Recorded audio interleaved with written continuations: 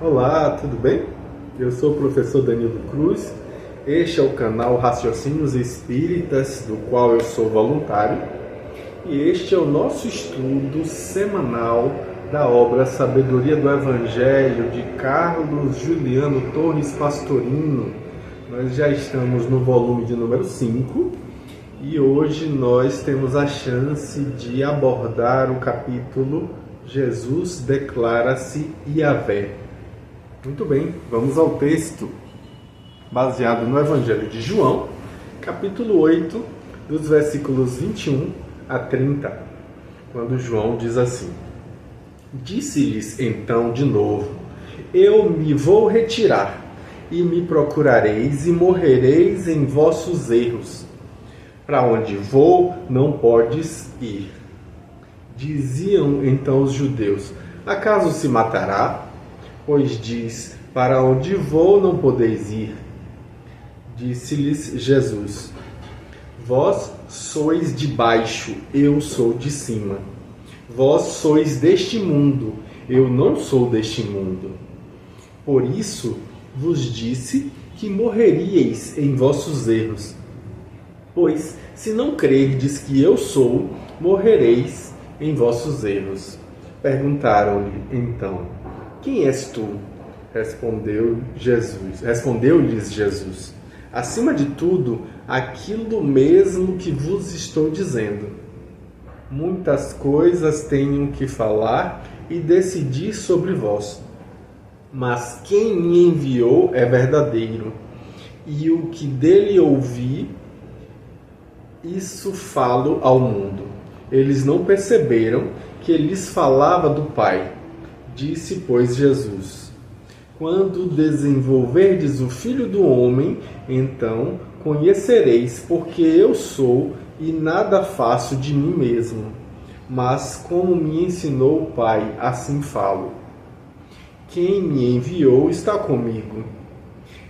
Não me deixou só, porque sempre faço as coisas agradáveis a Ele.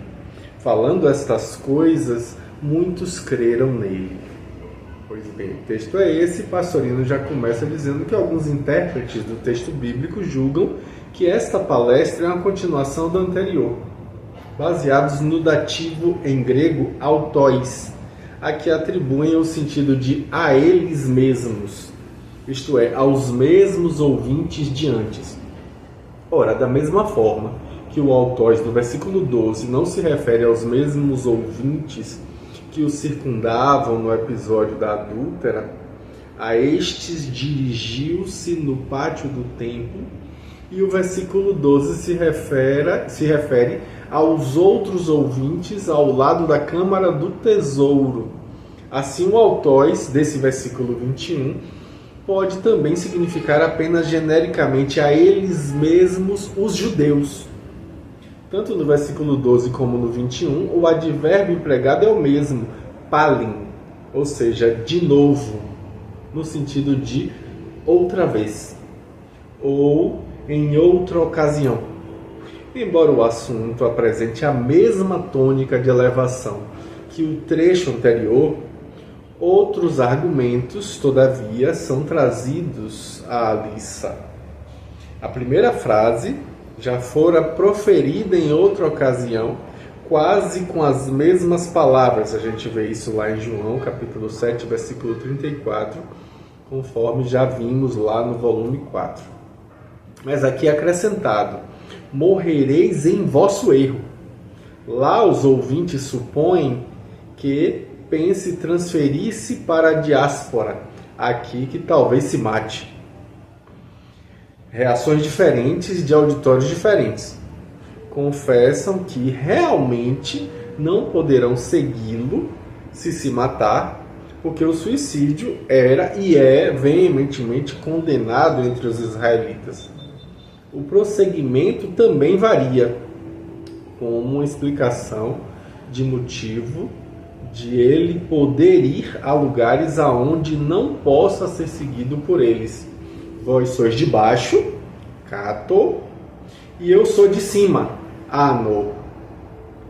E para que não pairem dúvidas a respeito do sentido dessas palavras, é fornecido esclarecimento final. Vós sois deste mundo.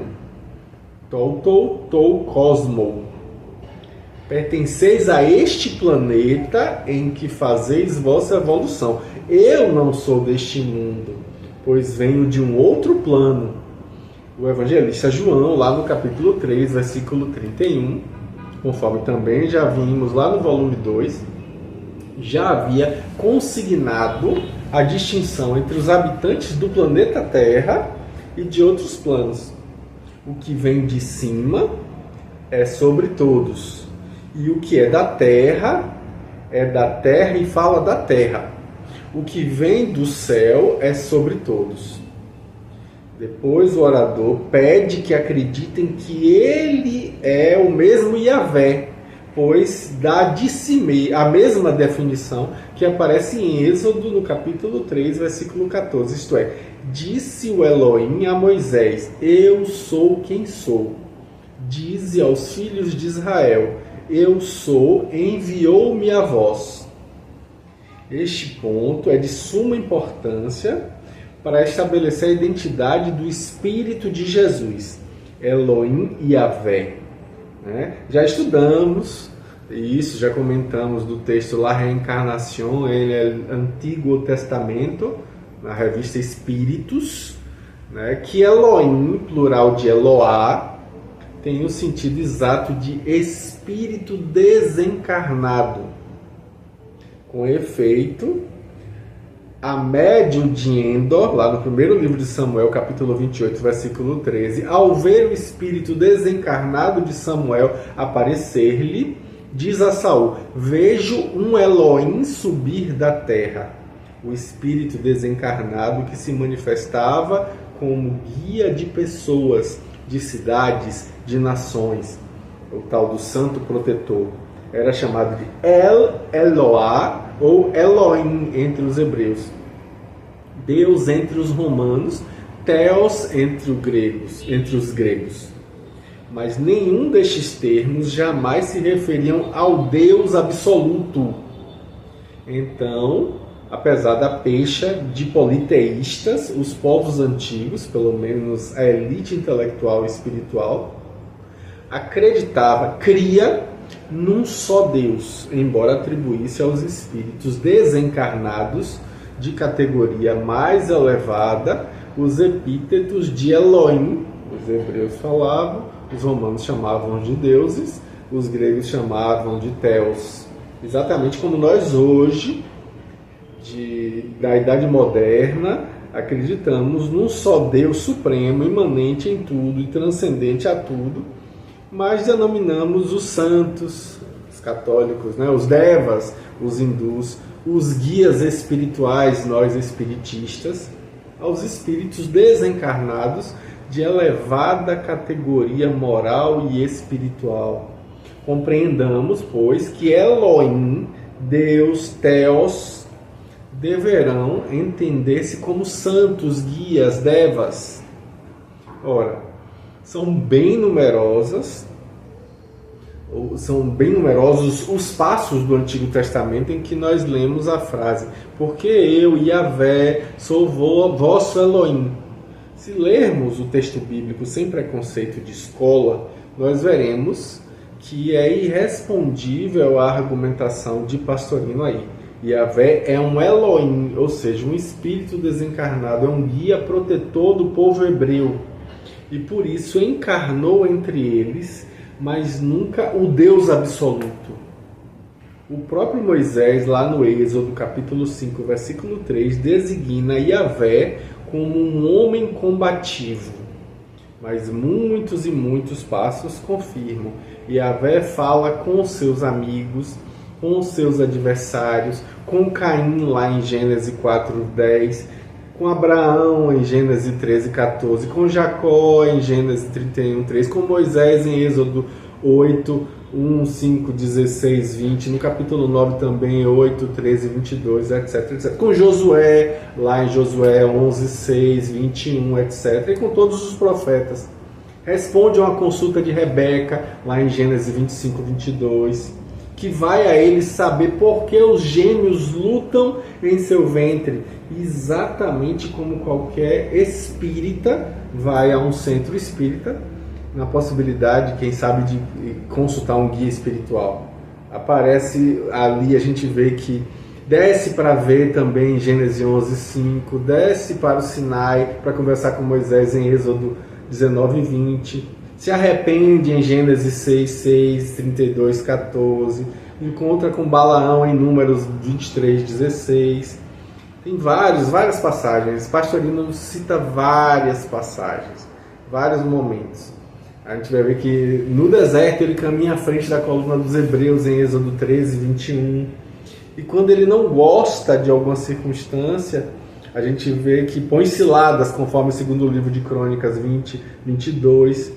E aqui a gente não cita nem a 100ª parte dos, entre aspas, atos humanos de Yahvé praticados na qualidade de Elohim, ou seja, de espírito desencarnado. Atos que são inadmissíveis para um Deus que não seja antropomórfico, ou seja, que não seja feito à imagem e à semelhança do homem. Pois bem, além disso, não é só Yahvé que é Elohim. A mesma denominação de guia, com essa mesma palavra, é empregada em muitos pontos. Como, por exemplo, Eloá dos amorreus, que é Camó, Juízes 11:24. Dagon, Eloá dos filisteus, em Juízes 16:23. Eloá também de Azor, no primeiro livro de Samuel 5:7. Astarté, que é Eloá dos sidônios. Camus, Eloá de Moabe. Milcom, Eloá dos filhos de Amon, lá no primeiro livro de Reis 11:33. Baal, Zebub, que é o Eloá de Acaron, tá no segundo livro de Reis, etc, etc. Todos são combatidos, condenados, mas reconhecidos como Elohim, ou seja, é um título que não lhes jamais é recusado. Essa palavra Elohim, a Vulgata traduz sempre como sendo Deus, mas exatamente no sentido que se davam os romanos a isso. E os 70 traduzem como Theos, que é em grego, que precisamente o sentido que os gregos davam, ou seja, espírito desencarnado, santo, protetor. No Gênesis, no capítulo 3, versículo 22, após narrar a passagem dos animais ao estado nominal, pelo fato de haver comido o fruto da árvore da vida, ou seja, de haver conquistado o intelecto racional, localizado acima da espinha dorsal, em posição vertical de árvore, e não mais na posição horizontal dos animais, dizem os Elohim que o homem se tornou igual a nós, no plural. Ora, seria inadmissível o anacronismo do plural. Majestático, consideremos, né, que o homem se tornara espírito igual aos espíritos desencarnados, mas jamais igual a Deus, o absoluto. Ainda mais deuses, né? Então, Yahvé é um Elohim, o Elohim dos hebreus ou israelitas, ou seja, no dizer de Isaías, em 62, ele diz: nascerá em ti Israel e em ti verá sua glória. Ora, neste trecho, Jesus se declara Yahvé quando taxativamente diz: se não credes que eu sou, morrereis em vossos erros. Não foi assim que Yahvé se definiu a Moisés: eu sou quem sou, dize aos filhos de Israel, eu sou, enviou-me a vós. Está lá em Êxodo 3,14. Há alguma dúvida ainda no espírito do leitor? Aí o pastorino pergunta, né? Então, no espírito do ouvinte daquela palestra não pairou nenhuma dúvida.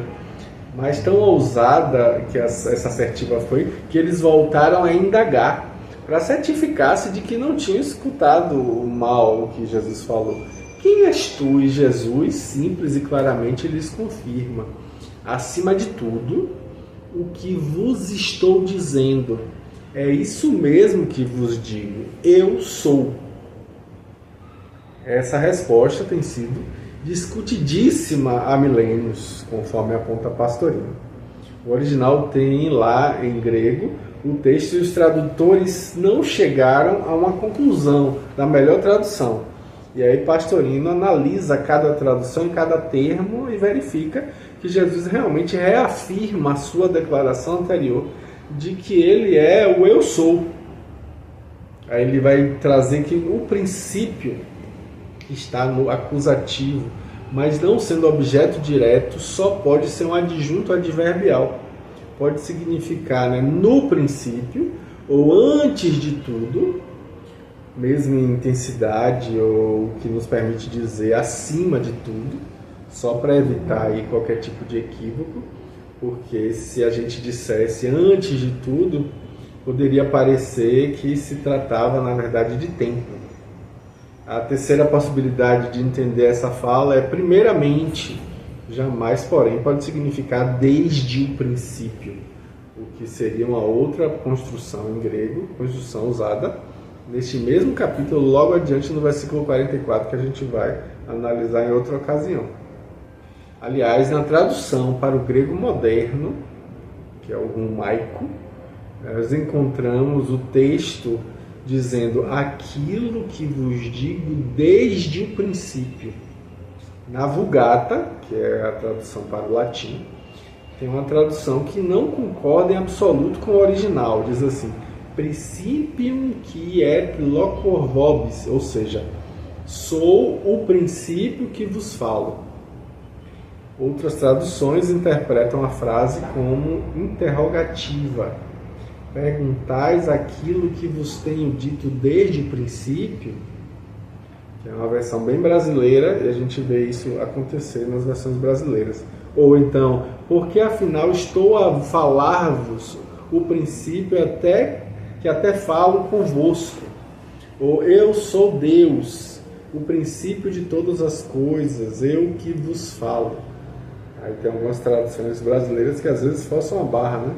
Que é que desde o princípio vos tenho dito, já como outra pergunta de Almeida revisada. A escola da Bíblia de Jerusalém vai trazer uma tradução quanto ao sentido dos monges de Maredos, que eles colocam em francês, né? Exatamente como já vos declarei. Essa é uma das principais variantes de uma frase obscura. Mas é preciso a gente continuar essa análise. Ele diz assim, ó, aquilo que no gênero neutro, logo não concordando com o feminino, que é colocado em outra tradução possível, literalmente a conjunção aproximativa aí, quando entre duas palavras ou frases equivalentes, mas quando isolada, como aqui, é um advérbio e tem, além de outros, o sentido de mesmo. Então, por conta disso, a coisa é traduzida de uma outra maneira. O verbo ialo, primeira pessoa do presente do indicativo, quer dizer falo ou digo, com o sentido de continuativo, acabo de dizer, ou estou dizendo. O dativo umim, a vós ou vos. Então, consideramos a melhor tradução é quem és tu, acima de tudo, aquilo mesmo que vos estou dizendo. Ou seja, eu sou ou Yahvé. Daí dá perfeitamente o sentido da tradução de Maretsos. Exatamente o que vos declaro. No grego dos 70, a frase de Êxodo 3,14 é traduzida como eu sou o ente, o que é. E acrescenta, dize aos filhos de Israel, o ente enviou-me a vós. Passa depois a falar com um acento de ternura, afirmando que muita coisa tem ainda a dizer e a decidir a respeito deles. Mas uma só coisa interessa no momento, e é que, enviado pelo Pai, tem a certeza absoluta que no Pai está a verdade, e de que só essa verdade ele fala ao mundo. A este mundo negativista do antissistema, e o evangelista interrompe a palavra de Jesus para anotar que eles não perceberam. Volta então o mestre a confirmar, como disse Pastorino, o que disse de si mesmo. Eles terão a gnose do porquê ele é eu sou, quando desenvolverem, fazendo crescer o Filho do Homem. A frase é clara. Em grego ele coloca, interpretando com a palavra oti como causal e não como integrante. E aí, compreendido esse ponto em uma profundidade por meio da evolução interna, não de informações externas de terceiros, se saberá que jamais pode o eu sou falar diferente do que o Pai ensina. E também porque nunca o deixa só. O Cristo faz apenas o que agrada ao Pai, pois é um com Ele. Também esta outra lição, quase incompreensível para a personalidade terrena, racional, traz profundos ensinamentos para o espírito. O espírito com E maiúsculo, que embora mergulhado na carne ainda, tem fome e sede de ajustamento com a divindade. Desde o início, esta fala de Jesus, essa palestra, só pode ser entendida num plano mais alto. Rigorosamente, a expressão portuguesa atual deveria ser: vou retirar-me e me procurareis e morrereis em vossa desorientação, pois para onde eu vou não podereis ir. Realmente a palavra amártia em grego exprime perda de rumo do navio, o errar ou pervagar sem orientação numa determinada floresta. Nós vimos também isso no volume 2, né? Então, o Cristo de Deus, que naquele momento se manifestava externamente diante de todos, pois encontrara um veículo excelente para isso, na pessoa de Jesus de Nazaré, avisa que vai retirar-se da cena para permanecer apenas imanente em cada coração. Ninguém queria aproveitar a oportunidade de crer nele, de amá-lo, de unir-se a ele. Ao retirar-se, só seria encontrado oculto dentro do coração das criaturas. E em vão seria procurado pela grande maioria ainda imatura para conseguir encontrá-lo dentro de si. Daí a conclusão: morrereis ou desencarnareis em muitas vidas na vossa desorientação, porque não podendo penetrar dentro do coração no mergulho interno, continuareis buscando desesperadamente as ilusões da matéria, das sensações, das emoções, do intelecto. Riquezas, conforto, prazeres, cultura livresca, religiosidade externa. É só isso. A incompreensão das massas é total e os ouvintes pensam em suicídio, coisa que o judaísmo não admitia, nem admite. Mas essa objeção provoca maiores ensinos e esclarecimentos mais úteis.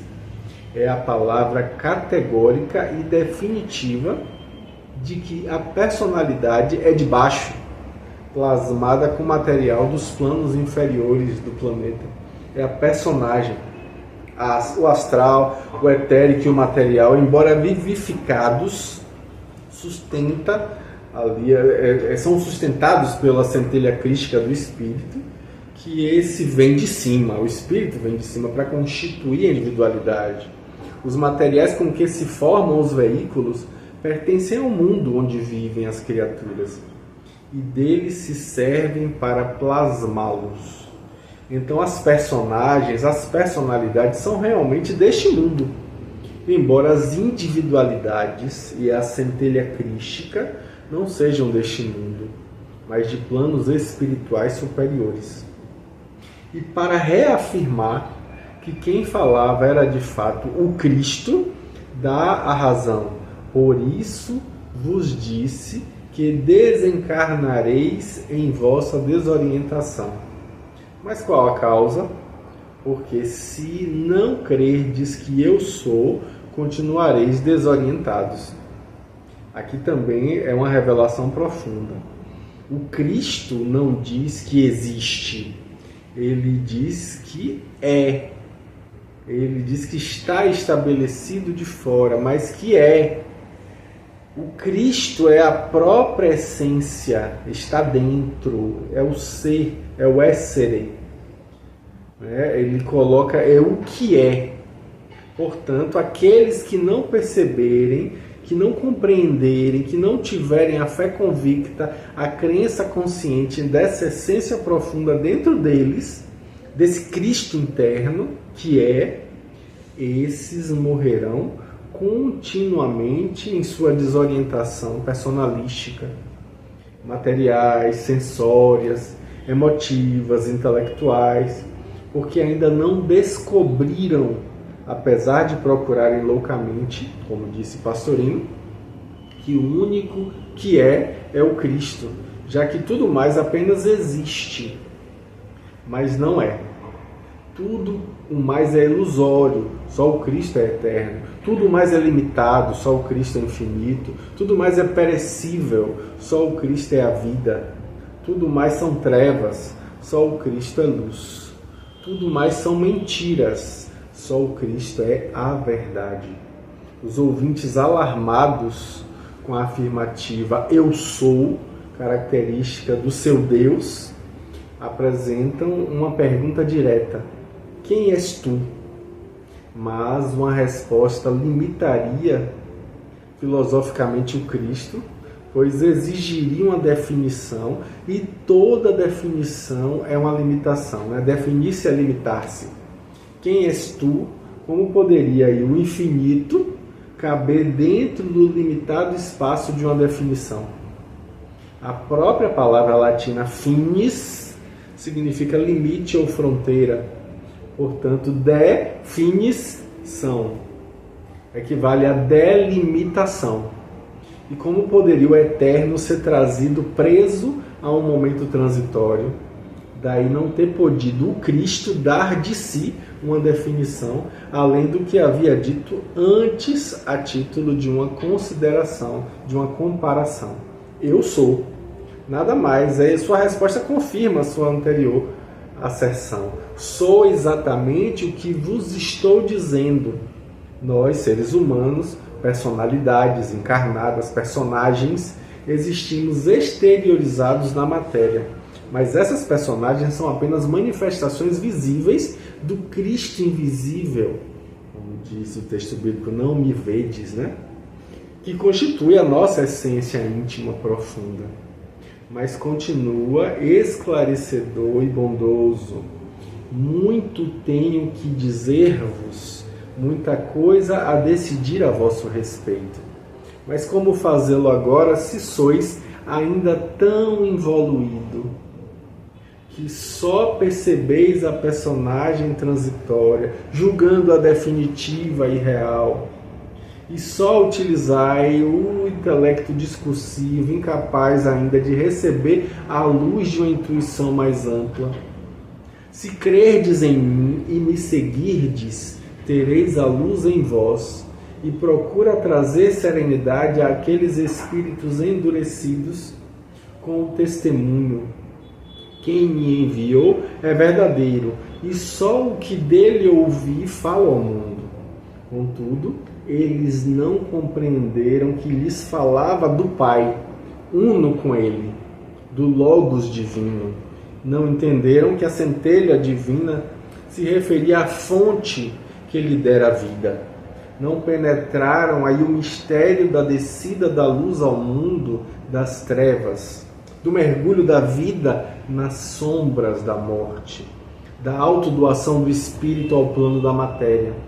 E numa última tentativa de dar esperança, olha para o futuro em relação à humanidade, futuro nosso, que é presente para ele, que vive na eternidade, e promete: quando desenvolverdes em vós mesmos o Filho do Homem, então conhecereis, porque eu sou e que nada faço de mim mesmo, mas falo como me ensinou o Pai. Terão entendido? Muitos não compreenderam, e só sabendo ver, com a personagem, com a personalidade manifestada na matéria, julgaram que falava na crucificação do corpo físico de Jesus sobre o Calvário. Daí terem traduzido: quando tiverdes levantado o Filho do Homem sobre a cruz. Na verdade, o Cristo exprime outra coisa. Quando conseguirdes erguer vosso pequeno eu ao estado de Filho do Homem.